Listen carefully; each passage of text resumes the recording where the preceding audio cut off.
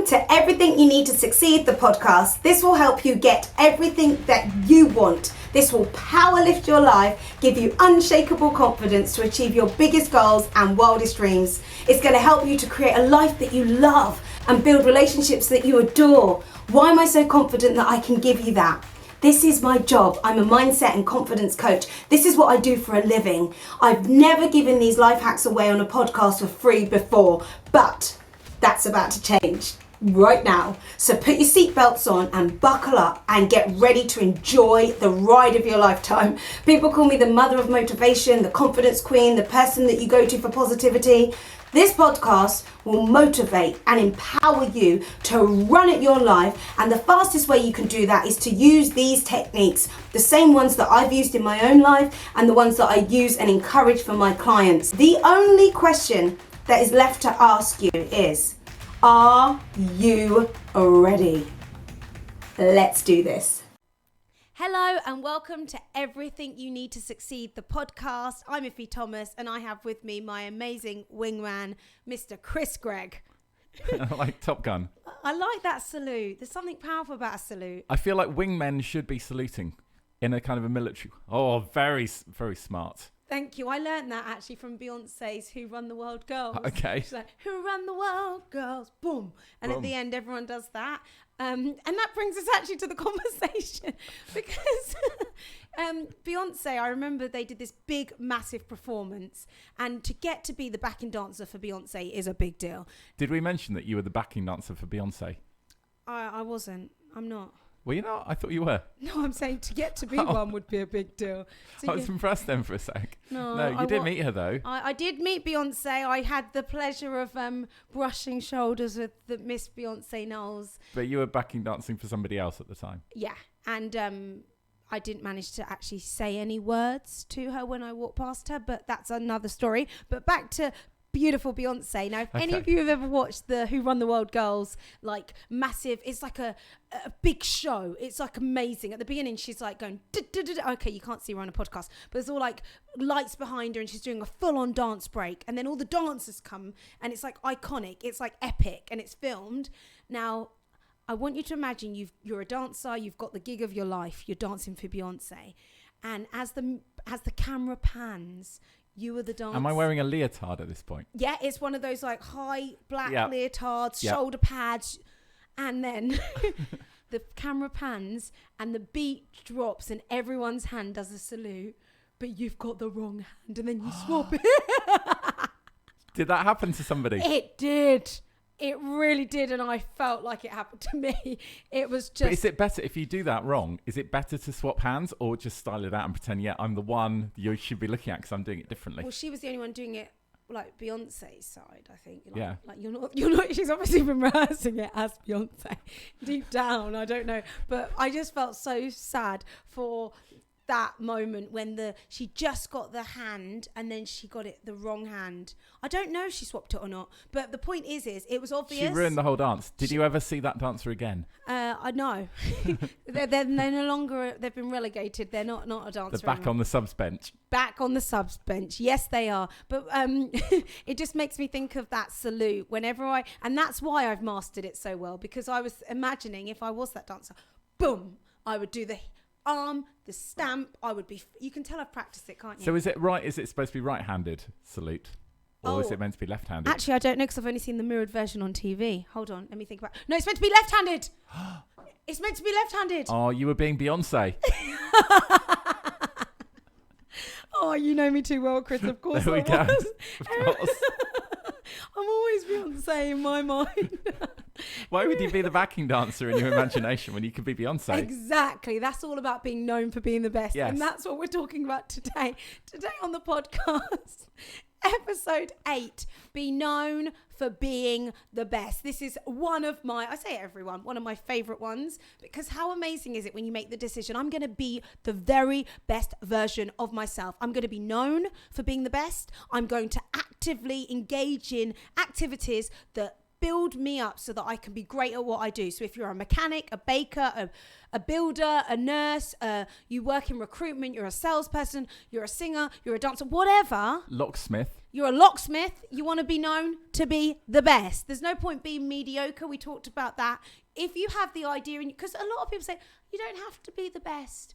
What? I really believe if we're talking about everything you need to succeed, you got to set the standards so high, your own expectations of who you want to be and what you want to do. You have to say, I'm going to be the best at this. Why would you ever go into any industry and say, see how I get along? Hopefully I'll do okay. That kind of attitude is just not going to get you where you want to be, Chris, is it? Somebody is the best. So why is it not you?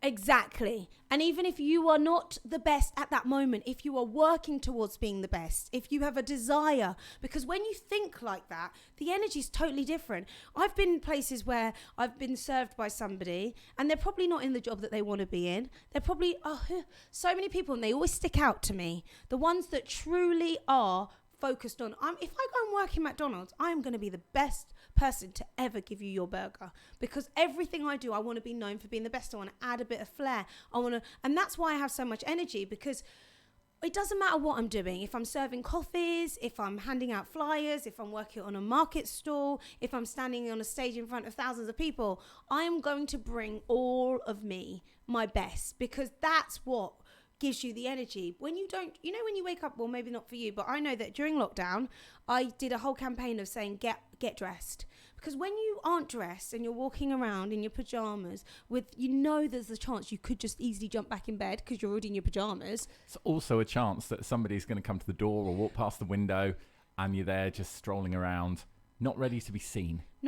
And also what happens then is you don't want to be seen, which means you don't actually want to have conversations with people, which means that you start to hide away. Because when you don't look your best, you don't want to be out there like walking the streets. If someone knocks at your door, you don't want to answer the door. If someone rings you on FaceTime, you don't want to answer it on FaceTime.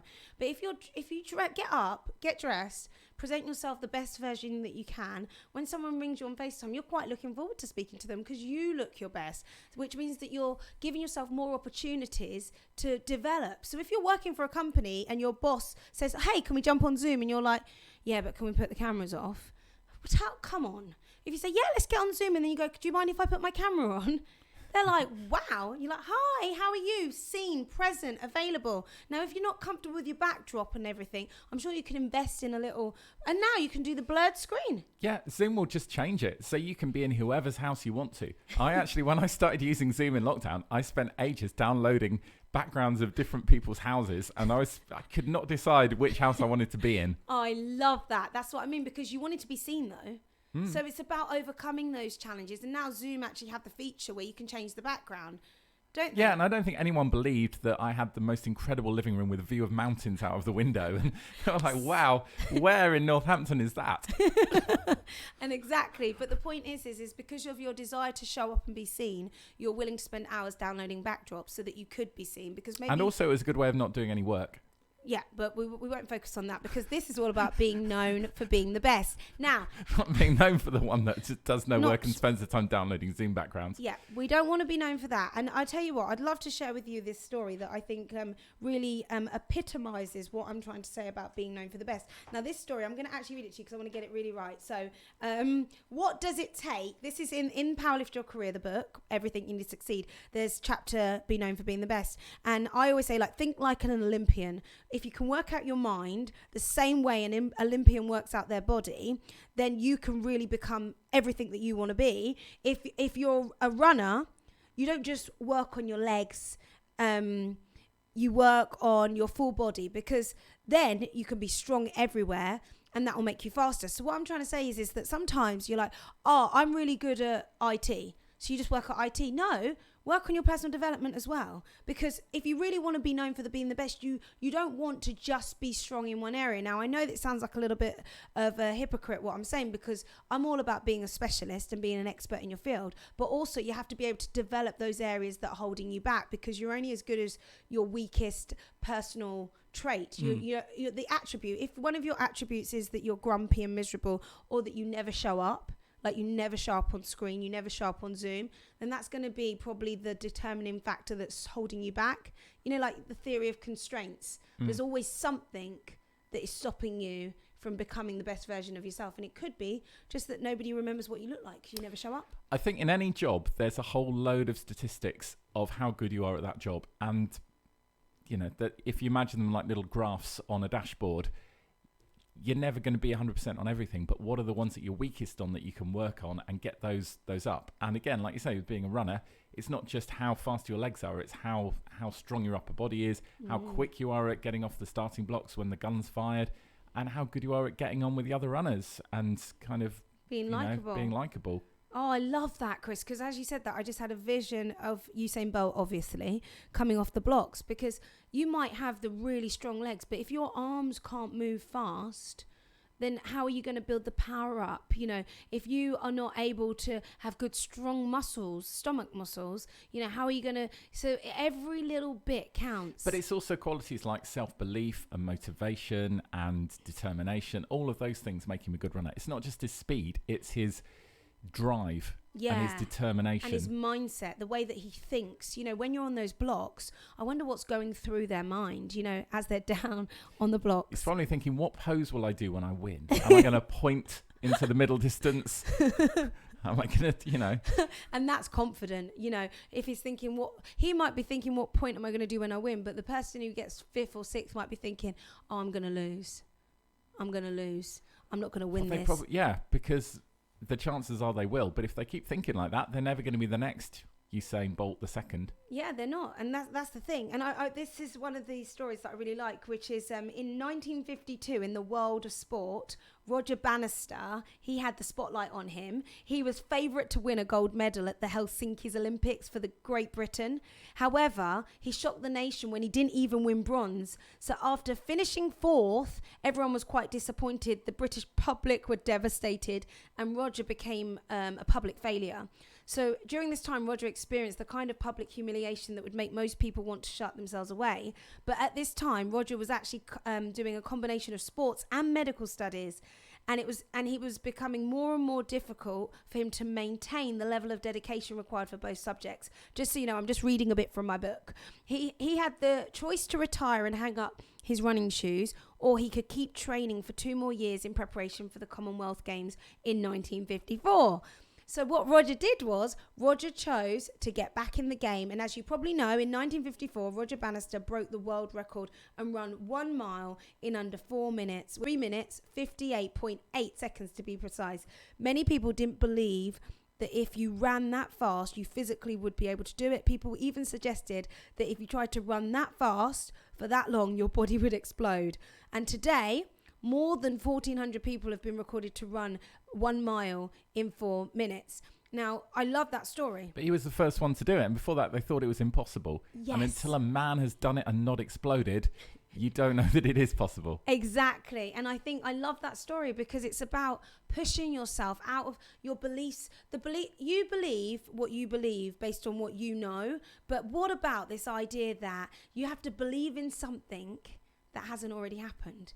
If you have that in you where you go, I believe that something can happen that hasn't already happened. Now that's hope, that's desire, that's vision. And Roger Bannister, he had that desire, that hope. And now to this day, loads of people have gone, yeah, we're going to do it. So I would suggest that if whatever job you're doing, wherever you are, whether it's something you want to do or not, you have to make the decision to be known for being the best. It becomes a habit. I think also you can become the best immediately within parameters. So you can become the best burger flipper in that branch of McDonald's. Then you can become the best in the town, in the region, in the country, in the world. But you'll have achievements that you get on the way to being the undisputed world champion of whatever it is that you do. Burger flipping. Yeah. Yeah, and that's great. And that's the whole point. A lot of people give up quite quickly. But the point of being known for being the best actually isn't so that you are the best. The point of being known for being the best is that you operate as if you're the best, which means that you feel in control, you feel confident, you feel excited about life because I'm in control. I'm the one. I'm going to make it happen. Yeah. But it's that confidence, that swagger, that self-belief, that, that you would feel that if you were the best in the world. So why not believe it immediately and then it's a lot more likely to happen. It is. And the boxer... Muhammad Ali, he actually said, I am the greatest. I am the greatest that has ever lived. And I heard a story where he was having a conversation with his trainer. Apparently he was quite a shy person before. And when reporters would ask him, oh, how are you feeling about your fight? And he would say, well, I'm feeling a little bit nervous, actually. And his trainer pulled him aside and said, like, come on, we've got to change this. Can you stop telling people that you're feeling nervous? It's going to do a bit of media training with you, mate. Exactly. This is not how it goes. Exactly. And I think I heard that his trainer said, you've got to believe that you're the best. And I think what I have to listen to it back, but what he said was, he said that he went away and he started thinking about actually how he can say I'm the greatest. And then he actually said it, you know, fake it till you make it. Yeah. He said it so that he could own it, because that was much better than saying, oh, how are you feeling about the fight? Oh, well, I'm a little bit scared and a little bit worried. How about, no, I'm the greatest. Because then because reinforces. Now, did he win all the time? Probably not. Or did he? I think you might have done. But anyway. Okay, but let's say, for instance, you don't win. But what you do is you go into the ring of life with the belief that you can. And that's the problem. Most people don't believe they can. Most people believe they can't. And they're making a list of all the reasons why they can't achieve their success. But when you are known for being the best in your own mind, you have to believe that you're the best. You have to say, I am the best. And every time you say I'm the best, what do? You go and do stuff that help you to become the best. If I say, I am the fastest runner in the world, well, I'm not going to leave this studio and then not go and train. So it's every time you're saying it, you're reinforcing it back. It's like you're building it in yourself. I think, good football analogy, England, for all these years, the England men's football team, all we ever heard was how, we never win the World Cup. We always lose on penalties. We always mess it up at the last minute. And it has always happened, honestly, for the last 40 years, however. England Lionesses, they didn't have any of that baggage. They believed they could do it. And they just won the Euros. Exactly. That just gave me goosebumps all down my arm. Now, I think that the England football team, they need me and you to go in there and get them to say some affirmations. You know, that's what they need. Because that's true. I think ever since I was a child, my parents are very much into football. You know, I grew up in a very football-based home. Both my parents, my mum supports Arsenal, my dad supported Newport Pagnell.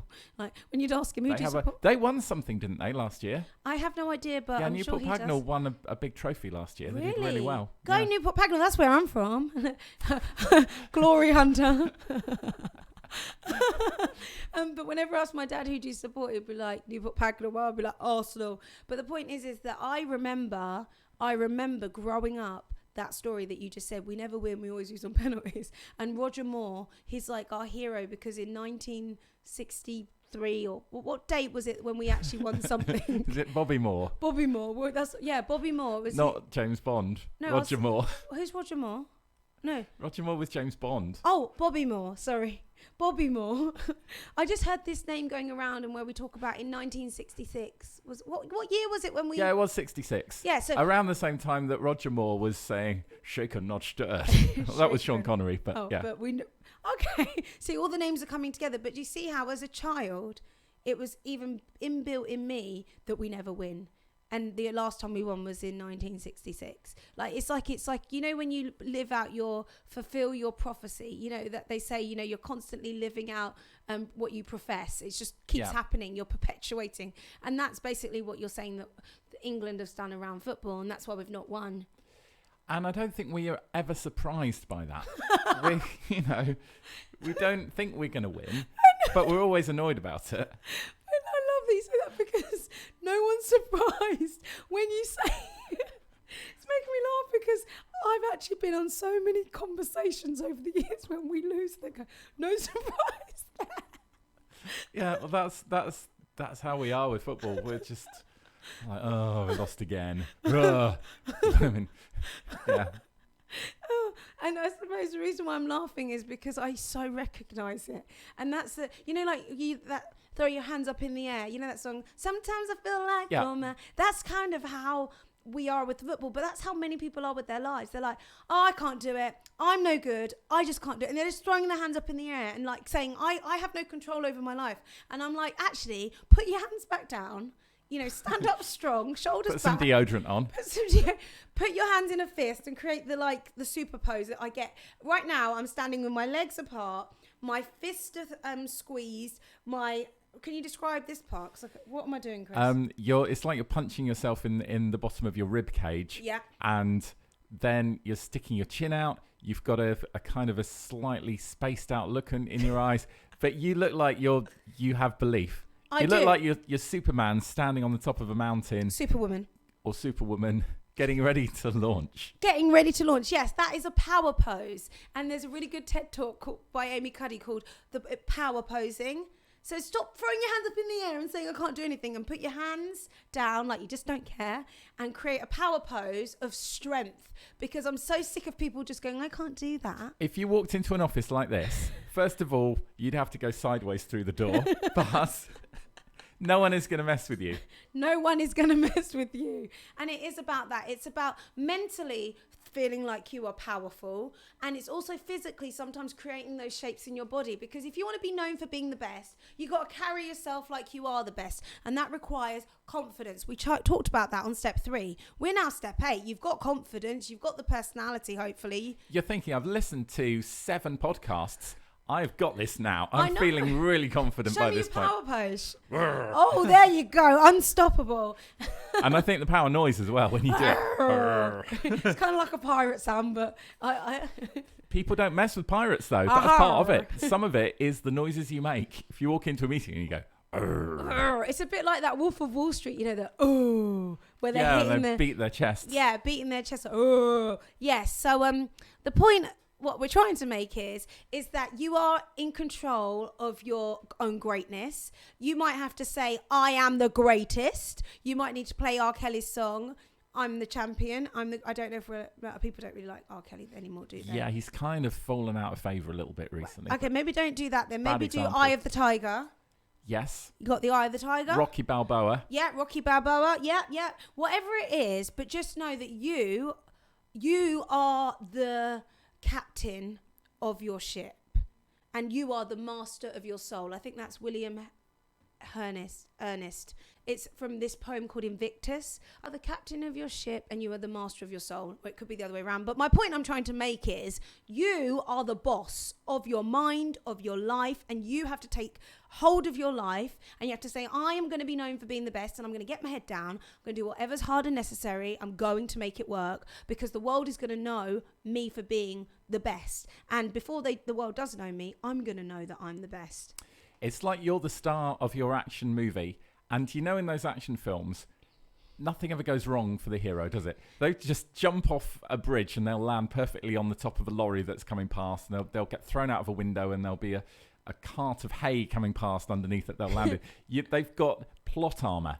So they're invincible because the film has been written that way, because they don't want the hero to ever fail. So that's how you should be in your movie of your life. I love that. And everything about what you said makes sense, because I always believe that the world is conspiring for your success. If you walk around with your cape flying, your invisible cape, and your hands on your hips, and you're pulling your power pose. Or an actual cape. Or your actual cape if you want to get one. And you are walking around going, the world is conspiring for me. My story, the movie that I'm in, I'm the lead character. I am the person who's meant to land on the truck with the hay barrel missing me. I'm the one that's meant to I'm meant to be the hero in this story. If you truly believe that, then when you do get wet in the rain, say this is part of it. When you do get punched in the face, this is part of it. Yeah, it's raining because it's that scene in Bridget Jones where something brilliant's about to happen while you're standing outside the window in the rain. It's just so that you look dramatic. Yeah, that's exactly what happened today. And I think when things go wrong in your life, I know it's hard. Yeah, it happened on the last podcast for you as well. You're really not having any luck with this rain. You got wet and your hair looked dodgy in the last podcast. It did, didn't it? You had a whole different outfit on. It was clearly a different day. Oh, yeah. Yes. So you are the leading character in your movie, and you are the hero. You are the superhero. And when I go to schools, I talk about this. I say, you are the hero in your movie, but in every hero, we have a villain. And the villain are people like Thanos. Yeah. Who else? Your the mum. Joker. Yeah, your parents, your school. Maybe the villains are the news, whatever. But you know what the strongest villain is? Catwoman. Stronger. The Riddler, he's pretty nasty. Stronger, I mean the most destructive villain of all. Bad Spider-Man, when he had the black suit on and he went evil, he was pretty bad. I'm going to stop you guessing. Okay. It's you. It's your own thoughts. Your negative thoughts are so much more powerful than any outside villain. Your negative thoughts work like a villain. They're there to try and stop you, hold you back, question you. That little critic inside, that voice that says, you can't do that. You're not good enough. Why are you trying that? Those voices are like you Thanos and like the black Do you know Spider-Man. there was a scene in one of the Christopher Reeve Superman movies where Superman was battling his negative thoughts, and he kind of split in half, and there was Clark Kent and nasty Superman, and they were having a big fight. I didn't see that. In this car crushing yard, and he put Clark Kent into a car that got crushed by a crushing machine, and he came out and he was okay in the end. But it was literally Superman battling his demons. Wow. And each one of us, we have demons, and those demons are inside our head, and not a lot of people know what our individual demons are, but we know what they are. So when that voice pipes up, that voice that tells you you're going to look stupid if you try that, or why are you even trying to do that, people are going to laugh at you, that annoying loud voice, what you have to do is say, shut up. You have to tell that voice to shut up, and you really do. You need to grab it, and you need to basically choke it and tell it to stop speaking, because our own internal demons and our own internal negative voice has the power to be like Superman's kryptonite, has the power to be Thanos or the Joker or all those horrible villains. We have one of those in our thoughts. Where's that voice coming from? This is what baffles me, that you have voices in your head that say things to you, and you think, why would those words be in my brain? Is that your subconscious? You're right. It's your subconscious mind, and it's also those limiting beliefs that have been built in over time. So many times throughout your childhood and throughout your life, you would have experienced things, and people would have projected to you this voice. You might have even said it to yourself. You might say, oh, don't try that, you're going to look silly, get down from there. Or you watch other people fail. You know, watching other people fail and you cringing about it, you create this inner dialogue image in your mind. You think, oh gosh, I don't know what I'd do if that happened to me.